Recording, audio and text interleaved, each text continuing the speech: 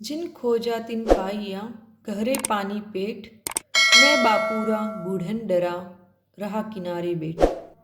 इन प्रसिद्ध पंक्तियों के माध्यम से कबीरदास जी हमें संकेत देते हैं कि हमें बिना प्रयास के, बिना कोशिश के कभी भी हार नहीं माननी चाहिए, क्योंकि जिसे कुछ चाह है उसे गहरे पानी में तो जाना ही पड़ता है। और यदि जो इंसान डूबने से डरता है वह और किनारे पे बैठा रहेगा तो कभी भी सफलता प्राप्त नहीं कर सकता। तो सफलता को प्राप्त करने के लिए हमें इस सागर के, इस नदी के उस छोर तक जाने के लिए उसको पार करना तो आवश्यक है। और इसके पार करने के लिए मेहनत, लगन और कठिन परिश्रम ही हमारी नाव है, हमारी सहायिका है। तो चलिए शुरू करते हैं आज का वीडियो। अभी तक हमने दीर्घ संधि के 4 भेद अर्थात 4 प्रकार पढ़ चुके थे। हम सबसे पहले हमने दीर्घ संधि देखी, फिर हमने गुण संधि देखी, फिर वृद्धि संधि और यण। आज हम पढ़ने जा रहे अयादि संधि। हम निगमन विधि से अयादि संधि पढ़ेंगे। सबसे पहले हम अयादि संधि के जो नियम है उन पर बात कर लेते हैं। बहुत ही आसान नियम है। ए, ऐ, ओ, औ। ए, ऐ, ओ, औ। इन चारों के बाद असमान स्वर आए तो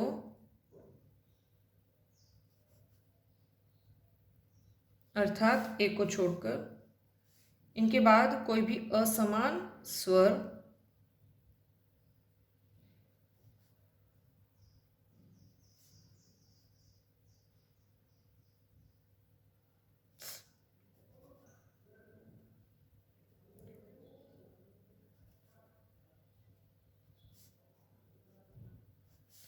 तो ए, ऐ, ओ और औ। ए को होता है हमारे आदेश। ऐ अर्थात ए ऐ में परिवर्तित हो जाता है। ऐ जो है वो आय में परिवर्तित हो जाता है। ओ जो है वो औ में परिवर्तित हो जाता है और औ जो है वो आव में परिवर्तित हो जाता है। हम उदाहरण देखते हैं जिससे आपको आसानी से समझ में आ जाएगा।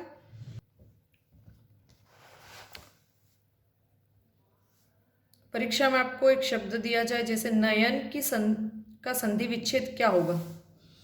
अब हमें पता नहीं है इसमें कौन सी संधि है, हम संधि की पहचान कैसे करें। तो जब हम संधि पद देखेंगे तब हमें उनमें अय, आय, अव और आव ये उच्चारण मिलने चाहिए। जब हम बोलते हैं नयन, नयन, तो इसमें नय, अय अपने आप ही आता है। जैसे कि अगर आपको फिर भी समझ में नहीं आता तो वर्ण विच्छेद कर लीजिए। न में मिला हुआ है अस्वर, पीछे य में अस्वर है और न में भी अस्वर है। अब अय, यहां पर हमको अय मिल गया। बाकी को पद को वैसा वैसा लिख देते, न धन अय धन अन। ठीक है। अब ये अय होता कब है? ये अय कब होगा? जब आगे कौन सा वर्ण होगा? ए। तो न धन ए धन अन। ए के आगे का जो वर्ण है वो व्यंजन है और व्यंजन आधा व्यंजन है, तो ये स्वर जो उसकी मात्रा इसमें लग जाएगी तो ये हो जाएगा ने धन अन। इस तरीके से बनता है नयन। बहुत ही आसान है ना। बस आपको क्या करना है, उच्चारण पर ध्यान देना। अगर आपको संधि में आपके उच्चारण पर पकड़ है तो आप संधि आराम से कर सकते हैं, क्योंकि उन शब्दों के उच्चारण से ही आपको पता चल जाएगा कि इसमें कौन सी संधि है। और फिर भी आपको पता नहीं चले तो आप वर्ण विच्छेद कीजिए और वर्ण विच्छेद करके आप आसानी से देख सकते हो भाई इसमें कौन सी संधि है। अब अपन आय से संबंधित कोई उदाहरण देखते हैं, जैसे कि शायक। ठीक है। अब इसमें श में आ, पीछे य और य में अ और क। ठीक है, हमको मिल गया आय। श धन आय कब होगा? जब क्या होगा? ऐ। तो श धन ऐ धन अक।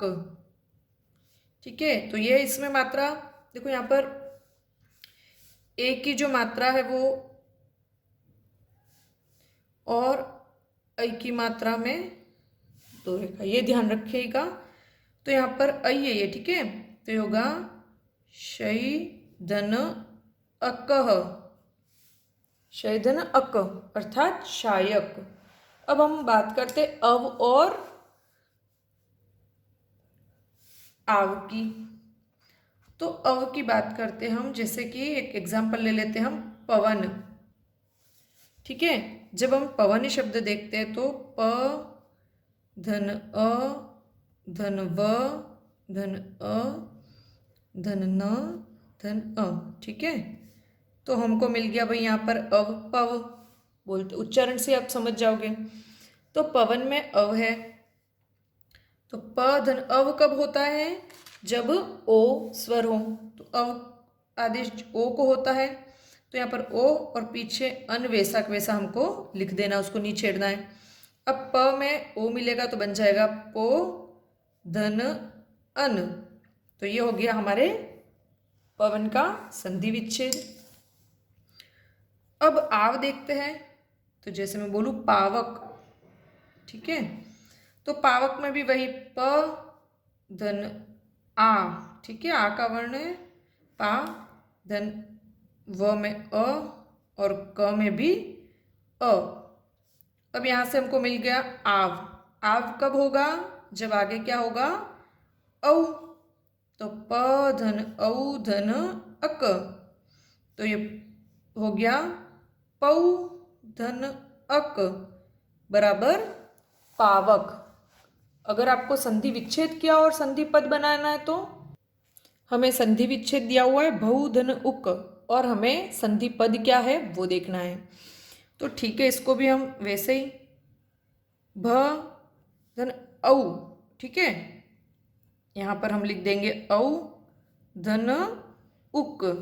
अब ये औ को कौन सा आदेश हो जाता है? औ को क्या होता है? आव। ठीक है, वह हलंत वाला, और पीछे उक वैसा का वैसा हमको लिख देना है, कुछ नहीं करना है। भ हलंत वाला है मतलब आधा है, तो आधा वर्ण में आ की मात्रा जुड़ जाएगी, भा। व में यहाँ से चलो इसी को एक करते एक बार, भ और आव जुड़ के भाव बन गया, और पीछे रहा उक। ठीक है, वह भी हलंत वाला है, उसमें भी ये उ जुड़ जाएगा, और उ की मात्रा छोटी है तो यहाँ पर हम भी छोटी लगाएंगे, तो ये शब्द बन गया हमारे क्या? भावुक। तो इस तरीके से आप संधि विच्छेद तो संधि पद बना सकते हो, और संधि पद दिया है तो उसका विच्छेदी। तो मेरे हिसाब से आपको ये ट्रिक भी पसंद आ रही होगी। मैं इसी तरीके से संधि सॉल्व करती हूँ और मेरे लिए बहुत ही आसानी से मैं कर लेती हूँ। तो चलिए अब बहुत सारे एग्जाम्पल्स एक साथ लिख के फिर उनको हल करते हैं। तो चलिए कुछ एग्जाम्पल्स लिखिए जो हम सॉल्व करते हैं। शयन, शय जब बोलते तो श में क्या मिला हुआ है? अय। ठीक है, श में अ और पीछे य, तो अय कब रहता है? शयन अय बनता है हमारे ए से, तो यहाँ पर हम जो श है उसमें ए की मात्रा लगाएंगे। शे धन पीछे य में से अ निकला और न वैसा के वैसा, अर्थात शे धन अन, ए को वापस अय हो जाएगा तो शयन शब्द बन जाएगा। गायक, आय, आय कब बनता है? तो अय, ए को अय और ऐ को आय, तो ये हो जाएगा गई। ठीक है, धन पीछे य में अ मिला हुआ है इसलिए अक। पीछे की मात्राओं को हमको कुछ नहीं छेड़ना। दायक, दायक में भी वैसे ही दाय, आय की मात्रा है, मतलब यहाँ पर द में ऐ की मात्रा, दई धन अक अर्थात दायक। अब यहाँ पर है विधायक, विधाय, आय, आय कहाँ आ रहा है? यहाँ पर हम बोलते तो आय आता है, तो वी तो वैसे वैसे लिख देना है। ध और ध में आय कब होता है? जब ऐ हो, तो ध में ऐ की मात्रा विधई धन, पीछे अक, वैसा वैसा, विधायक। अब आता है भवती, भव, भवती, अव आ रहा है, ठीक है। तो अव कब होता है? जब ओ हो, ओ को अव और औ को आव। तो भो, धन, व में क्या मिला हुआ है? अ स्वर है, तो अ और अंतिम में ती बचता है, तो ती वैसा के वैसा। अभी तक हमने जितनी भी संधियाँ देखी उसमें हमको दोनों शब्द, दोनों पद हम देखते थे सार्थक होने चाहिए, लेकिन अयादि संधि में ये चीज़ नहीं है। यहाँ पर हम उच्चारण पे ही अगर ध्यान देंगे तो आसानी से हम संधि विच्छेद कर सकते हैं। शायक, शायक का मतलब होता है बाण, ठीक है। तो शाय, आय है, तो आय कब बनता है? जब हमारे क्या हो? ऐ की मात्रा हो। तो ये हो जाएगा हमारे शय, धन, अक, गायन। फिर से आय आया, तो ये भी हो जाएगा गई, धन, अन, गायन। दायिनी, ठीक है, दाय, दाय, दायिनी जब बोलते तब आय आ गया, तो दाय। तो आय कब आता है? जब ऐ हो, तो ये भी हो जाएगा दय, धन, इनी, ठीक है। क्यों ई क्यों लगाया? क्योंकि यहाँ पर य में कौन सी मात्रा थी? यी की मात्रा थी। यहाँ पर य में अ मिला हुआ था, इसलिए यहाँ पर अ लिखा हमने, लेकिन यहाँ पर ई की मात्रा, इसलिए यहाँ पर भी हम क्या लिखेंगे? ई स्वर लिखेंगे। नायिका, आय मतलब नई, धन, वही इक्का, ठीक है। मात्रा छोटी इसलिए हम छोटी लगा रहे हैं। नय, देखो यहाँ पर सिर्फ दो नय, लेकिन न में क्या मिला हुआ है? अ और पीछे य। तो न में अय, अय कब होता है? क्या होता है? जब ए को अय, तो ने, धन, य तो अय में चला गया, पीछे क्या बचा? अ में जो अस्वर है, तो इसका हो जाएगा ने, धन, अ बराबर नय। आगे है चयन, चय, अय, तो इसमें भी वही चे, धन, अन, चयन। हवन, अव, यहाँ पे य है और यहाँ पे व है, ठीक है। चय, हव, तो हमें अ और पीछे व, तो अव कब बनता है हमारे? जब क्या हो? ओ, तो इसका क्या होगा? हो, धन, अन बराबर हवन। पवन, तो पो, धन, अन बराबर पवन। भाव, भाव जब बोलते हैं तब भा, आव, आव है ना, यहाँ पर आव की साउंड आ रही है।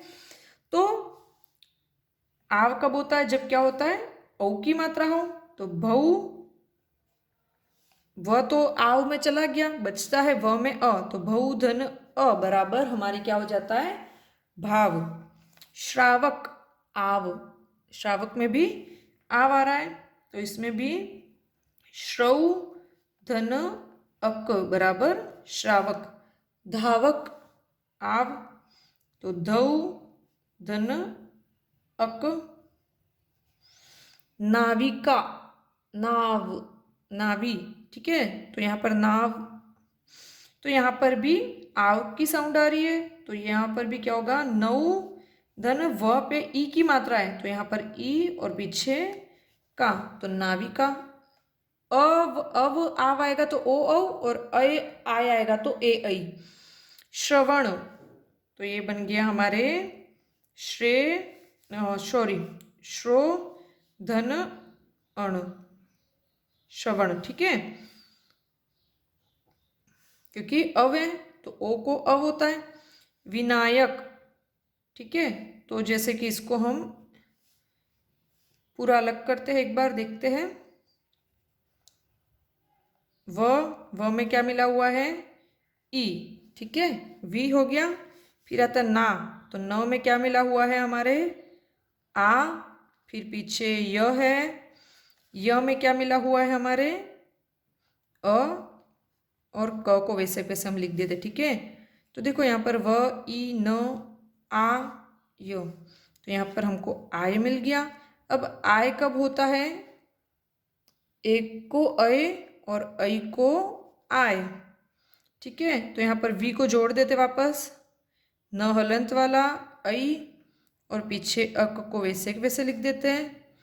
तो ये यहाँ पर ऐ की मात्रा एक इसमें जुड़ जाएगी, ठीक है।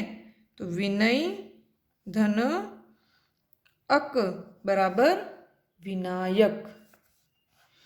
और भी कुछ एग्जाम्पल देखते हैं हम। नय, यहाँ पर तो सिर्फ दो ही वर्ण है हमारे पास। न में मिला हुआ है अ, पीछे य और अ। ठीक है, तो यहाँ पर हमको तो अय मिल गया, तो न धन अय धन अ, इस तरीके से नय बना। ठीक है, तो अय कब होगा, जब क्या होगा, ए होगा, ए को अय, तो न धन ए धन अ, तो यहाँ पर ये जुड़ जाएगा, तो ये हो गया ने धन अ, तो ये हो गया नय।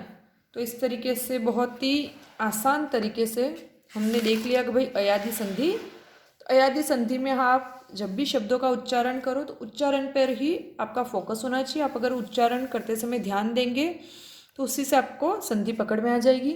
और फिर भी नहीं पता चले तो आप इस तरीके से पूरा हल कर सकते हैं। संधि पद दिया है तो उसका आप संधि विच्छेद करके, पूरा वर्ण विच्छेद करके अय आय अव आव जो भी साउंड निकल रहा है उससे पता चल जाएगा आपको। और अगर आपको संधि विच्छेद दिया हो गया और संधि पद बनाना है तो उसमें भी वही, जैसे भऊ था तो भ में औ की मात्रा है, और औ की मात्रा कब आएगी आपके, जब आव होगा और पीछे असमान वर्ण भी था हमारे। ठीक है, असमान स्वर थे। तो इस तरीके से हमने देखा कि भाई इस ऐसे अयादि संधि हल की जाती है। तो यहाँ पर हमारे स्वर संधियाँ समाप्त होती है। स्वर संधि से संबंधित एक प्रश्नमाला बहुत ही जल्दी वीडियो डाला जाएगा। आशा करती हूँ आपको स्वर संधि बहुत अच्छे से समझ में आ गई। अगर आपको मेरे पढ़ाने का तरीका अच्छा लगता है तो आप लाइक कीजिए। किसी चीज़ में आपको कुछ प्रॉब्लम है तो आप कमेंट कर सकते हैं, और इसे अपने व्हाट्सएप स्टेटस पे डाल करके लिंक को प्लीज़ आप अपने दोस्तों के साथ शेयर कीजिए। धन्यवाद।